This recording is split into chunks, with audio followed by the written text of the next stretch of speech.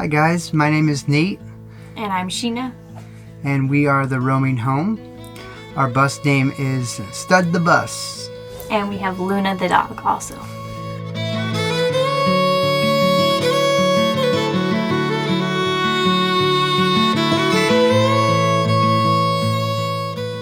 Well, welcome to the inside of Stud. So this is our kitchen. Not a whole lot of changes from last time. We've got our sink here, which this doubles as a cutting board. This sink we actually took from our old van, which is where we first started doing the nomad life. So we did design the sink and the faucet with the idea that we could, if we wanted to, swing it outside of the window and then use it to shower if we needed to. We never have used it that way. So this butcherblock is maple, and we got it secondhand at a really awesome place called Urban Ore in Oakland in the Bay Area in California. And we stained it with an ebony stain. So this is a glass top electric start gas 2-burner stove that we got off of Amazon. It works really well for us. I'm really glad we did propane. We tried to do a lot of stuff running off of propane because we find that having electricity is sometimes more insecure than having propane.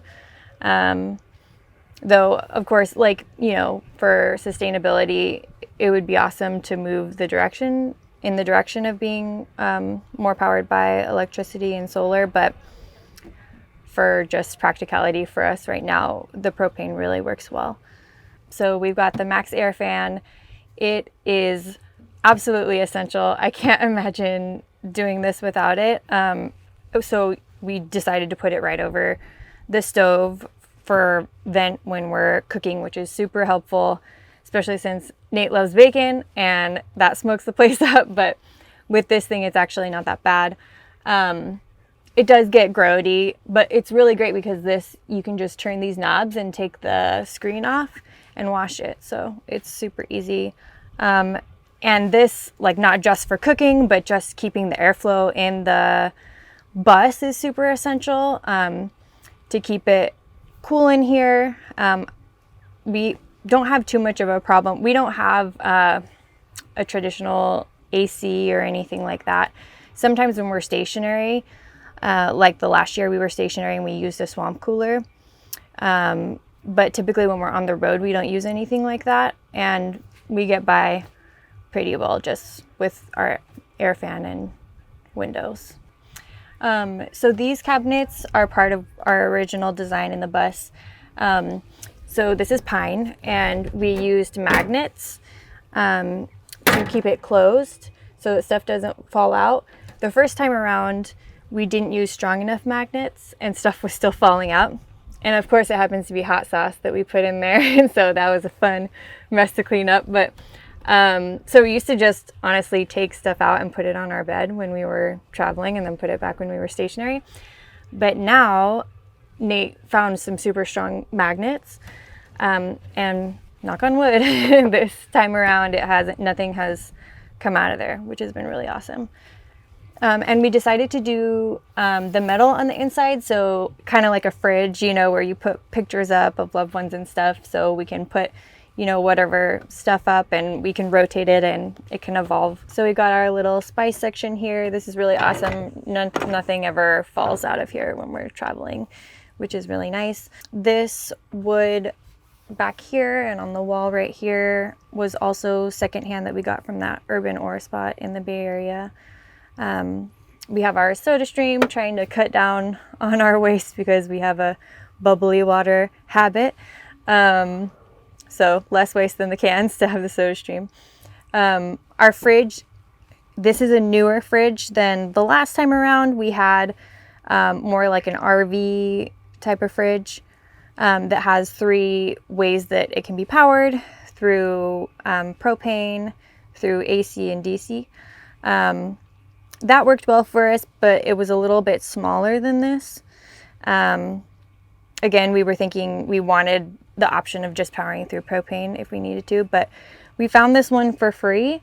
And we were just really wanting that extra space, and it was when we were stationary and we had shore power, so we were like, let's just do it.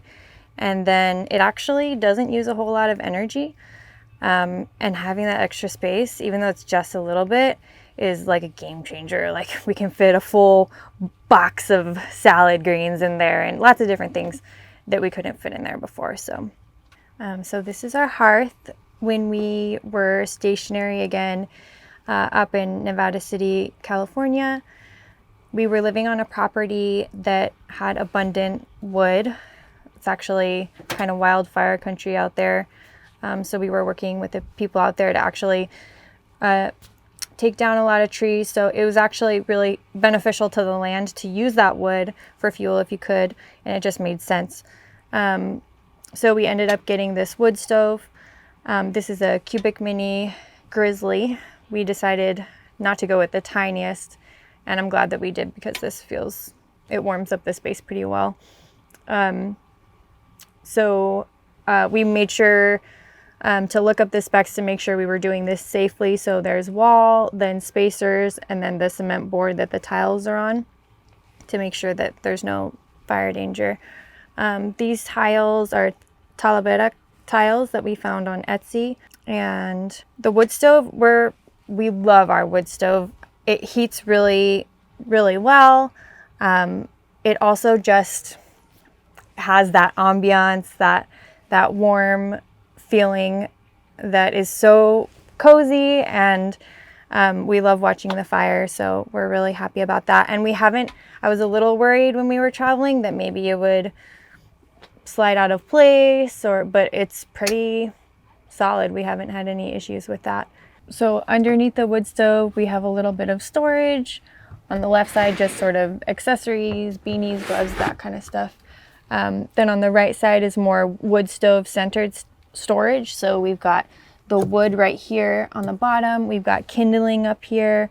And then we've got our wood stove tools hanging right here. And then right here under the bed, we have the kennel for Luna. So we call this Luna's room. She's been raised in the bus since she was a puppy. So it was really important from the beginning. We wanted her to have a space that was hers, so she could go get away from everything if she wanted to. And that's totally what it is. It's her safe space. She knows no one's gonna bother her in there. So that works out really great.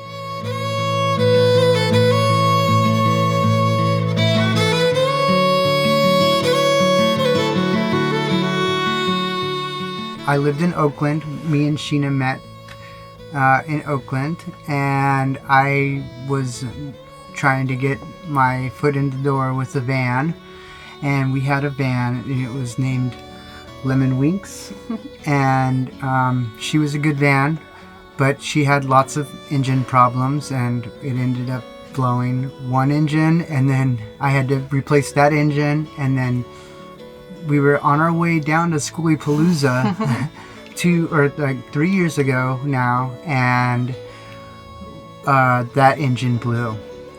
So we were like, oh man, what are we gonna do? This is a sad day. We had it towed to my parents' house, and then literally the very next day we were like, all right, let's go for a bus, because we want to continue this, and it's been a good time. So we're like, well, I guess that's the sign from the universe that we're supposed to buy a bus. And so I moved into the bus, and I think it was 3 weeks later that Sheena, she was like, oh, you're living in a bus? Cool. The van. Yeah, in the van. I was living in the van. And it was 3 weeks later, and she's like, oh, I'm moving in too. So yeah, we really loved that van, and we were like, do we fix it or whatever we're gonna do? Let's just go buy a bus. Let's make it our own. I had always wanted to do van life. When I was in grad school, one of my classmates was doing van life, and I was like, that's so cool. I'm a cheapskate, so first I was just like, you're saving a lot of money on rent in the Bay Area. But also just the freedom of it sounded really cool to me. And I always really wanted to do it, but I was scared, honestly, as just a solo woman. I was nervous about the whole thing. So I never really pursued it, but I had it in the back of my head. And so when I started dating Nate and he had the van, I was like, oh, this is awesome, because he already has it, so I can experience it. And, you know, once I was experiencing it, I was like, I love this. I can totally see myself doing this. So it just happened kind of naturally.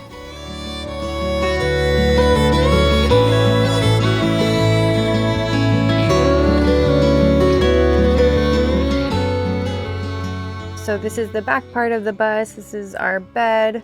We also have some more storage back here for just like bits and bobs, as I call them, because inevitably there's always some little thing that maybe you don't have the time to put it away right away. So that collects all the bits and bobs so you can then put them away. Obviously we have Luna's kennel under there. We also have additional storage under the bed, which right now is primarily Nate's tools. He does a lot of carpentry or general handyman sort of stuff. So he needs to have all those tools when we're on the road. In terms of the height of the bed, I really didn't want to feel cramped up against the ceiling. So though, you know, and I also wanted to keep all of the windows. So that, you know, it might have given us more storage to be up higher, but I'm really thankful because I can sit on the bed and feel like I have plenty of space above my head and not feel cramped. And then we've got all of the light from the windows, which is really awesome when we go somewhere like the beach and we can just back up and have the view in bed. We also, this is an air conditioner. It barely works. So you're probably like, why is that still in there? Well, Nate would love for me to let him take it out, which maybe someday we probably will.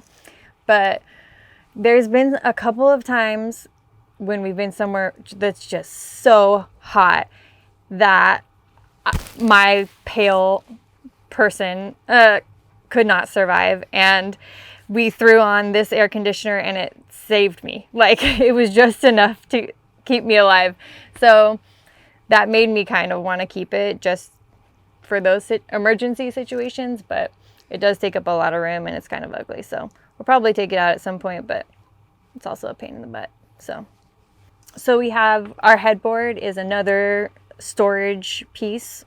So the top opens up and we put stuff in there that we don't access all the time, because we also like to keep our sort of like altar stuff on top of there. So we don't like to open it all of the time, but we have it just in case. We made a design on the front of it from just like reclaimed wood that we found. The way the back is set up, because this was a wheelchair bus, we have two doors. So this door in the back and this door on the side.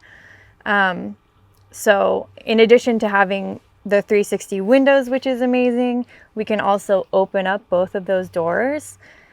So when we're out somewhere, again, like the beach or something, we can feel fully immersed in it, which is really amazing. When we have both of those doors open, you really feel like you're out there and you're laying in your bed, which is pretty awesome.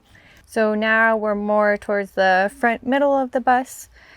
This is the biggest change from the last time we did a tour. Our seating system, before we had a couch here that slid out into a bed, because we were thinking we want to have that option if people want to come travel with us or visit with us, which we ended up using a few times, mostly for my mom, but we didn't use it very often. And we ultimately felt like what we really needed was one, more storage, and two, like dinette table, which right now it doesn't look like there's a table, but this is actually convertible. And we can take this cushion off and bring it up so that we have a table, and then we can be facing each other. So before, we just had all of our clothes in duffel bags and we just like shoved them under the couch, and that was fine. But this last remodel, we made actual drawers, which, I mean, they're just they're huge compared to those duffel bags that we were using, so we can fit a lot more. It's really easy to slide it in and out because we've got like proper drawer pulls and everything. And then we put this little lock on here so that when we're driving it gets blocked so it doesn't slide out. So this is more storage. You can't access it on this side, you access it from the front of the bus. The top is open and it's a charging station. We have a power strip and all of the cords, and then the bottom is just additional storage. And then here on the side, again, we put metal so that we can, put whatever art or photos or whatever we get along the way up that we want to. So this is our shower. We decided to do cedar wood planks in here, which I think a lot of people were unsure about how that would go, but we've had this from the beginning and it's been working awesome. We love the feel of the cedar. You kind of feel like you're in a sauna or something. It's super cozy in there. And then we used like a big wash basin trough sort of metal tub for the bottom, which Nate and his dad cut, and then they welded the back onto there. We've used a lot of different type of toilet situations. It all depends on what we're doing at the time. So right now we have just a camp toilet. Before the first time we were on the road, I don't think we even used the camp toilet. I think we pretty much just used toilets, public toilets. But we always had the shower because that's something that, on the road, you don't always know if you're going to be able to get one of those. Now, since we're staying out for longer, like in a group setting like this, it made sense to have the camp toilet. When we were stationary for a year, we did a composting toilet, but we had it outside of the bus. So we've had a lot of different type of setups, but the camp toilet, it's a camp toilet. It kind of sucks. It's gross, but it works. So it's okay. So we have an on-demand hot water heater. The first time around, we got the Camp Lux because it was cheap and it sucked. And it never worked that great, and then it just crapped out on us after less than a year. So my cousin actually just gave us this old one that he wasn't using. But it's a little bit pricier than the Camp Lux, but if you were to actually buy it, but it's way better. It's lasted almost 2 years for us now and no issues. It's always worked well.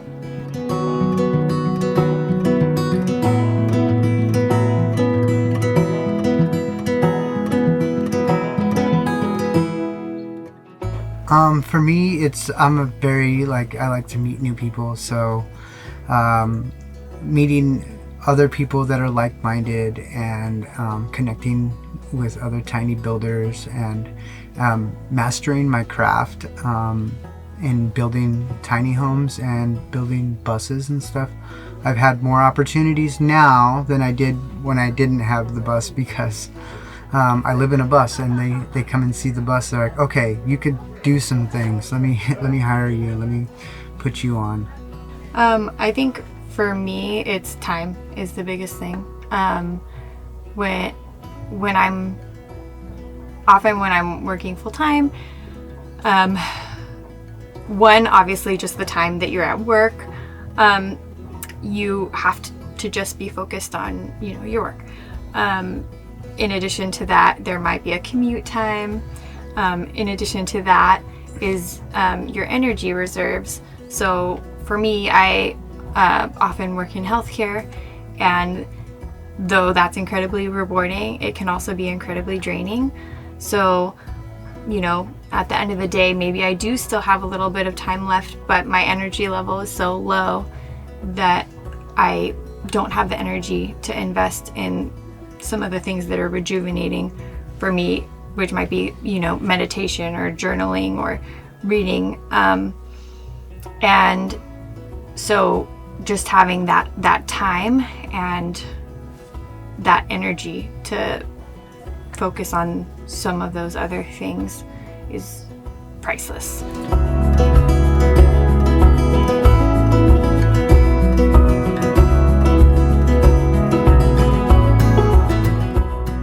All right, so we're gonna go ahead and move out to the exterior of the bus.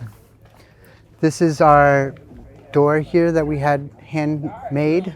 My dad helped with this door.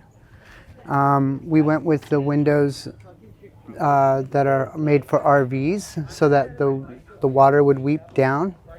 And then the glass is a Lexan glass, so it's like a poly glass.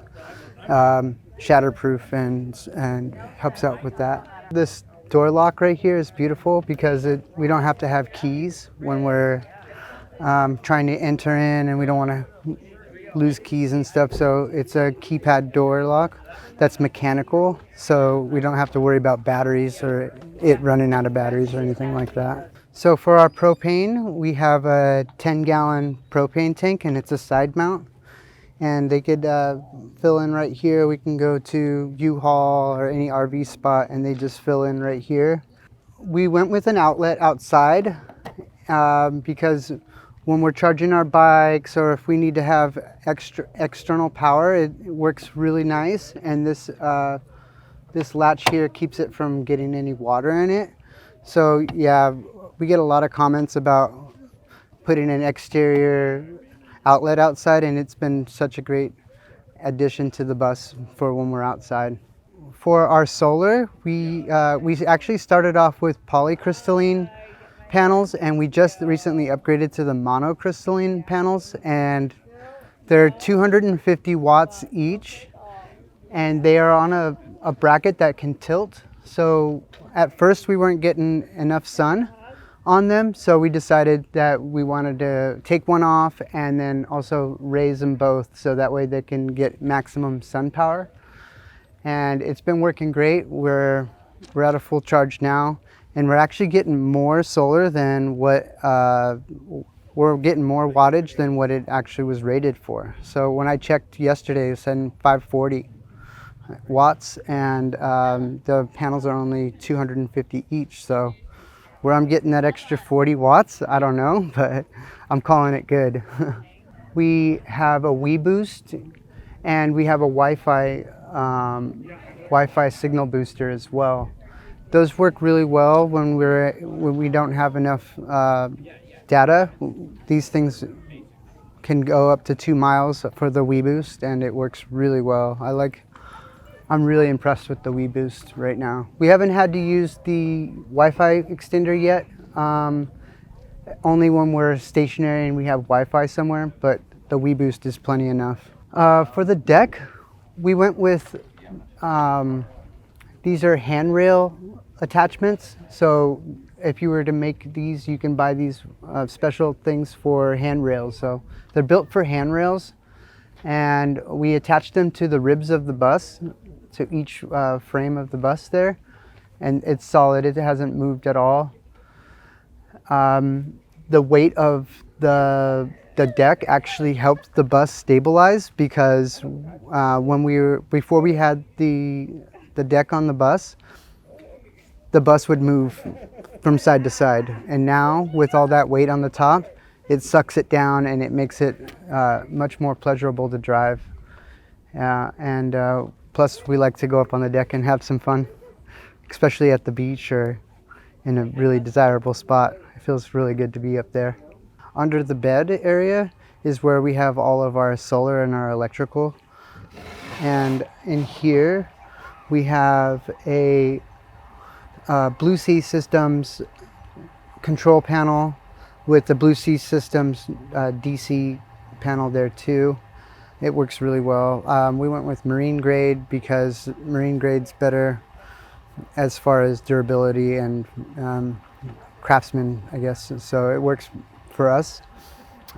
We also keep all of our batteries in here.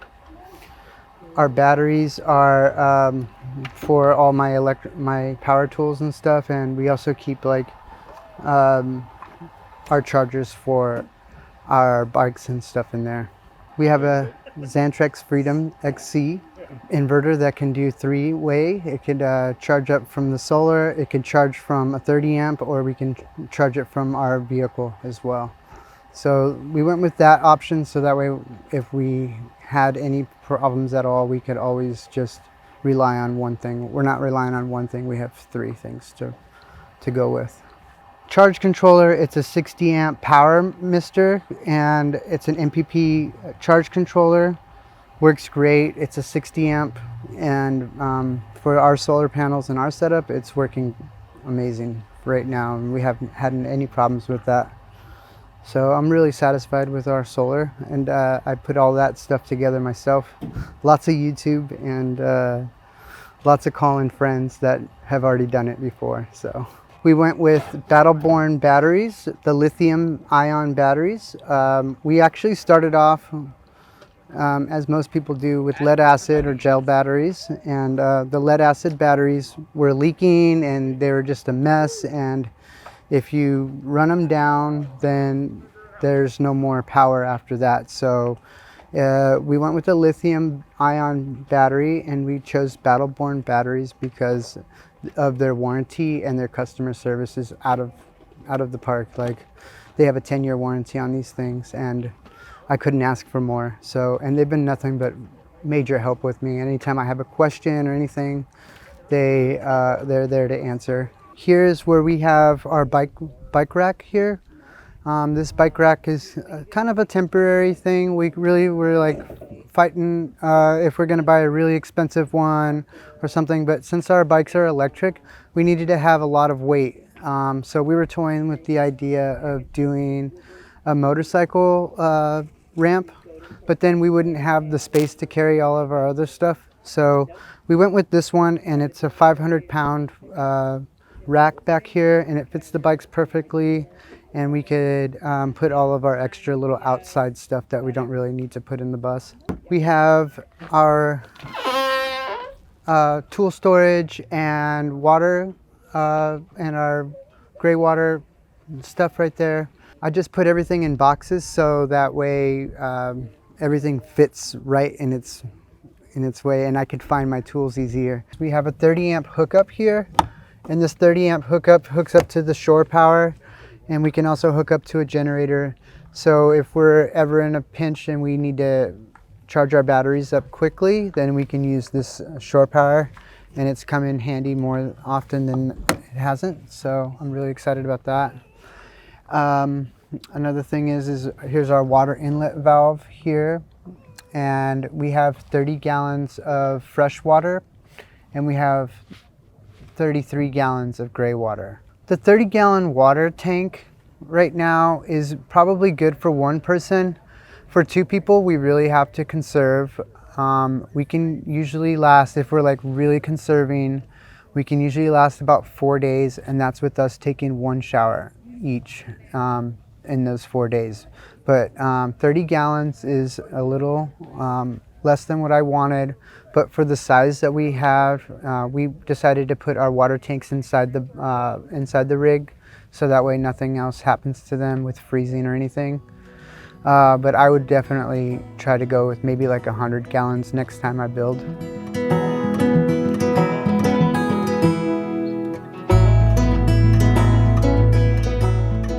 The best way to put this is just try it.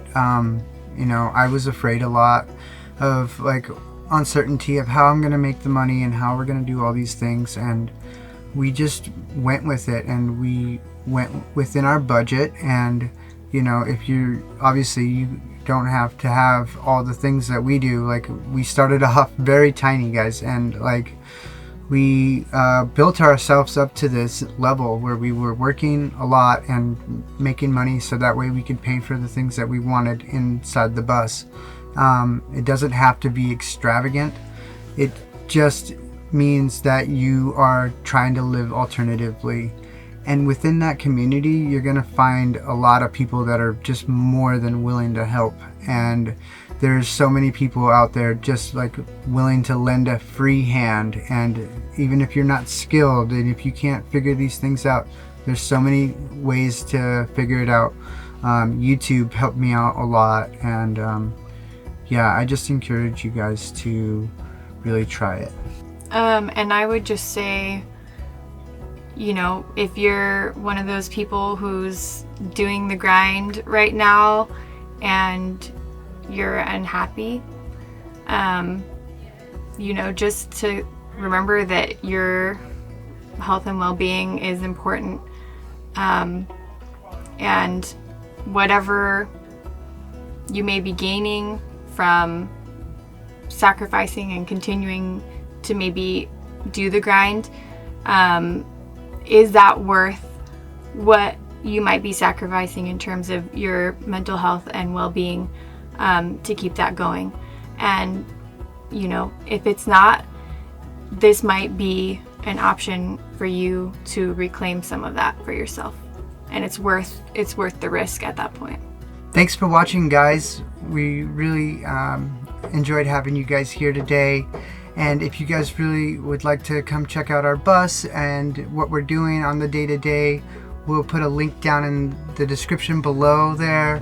We have our link tree, and that is to where we have our YouTube, our TikTok, Instagram, and we also have some merch that we have made there. So if you guys would like to check us out, go ahead and check that link down at the bottom there, and we'll have all the links. There you go.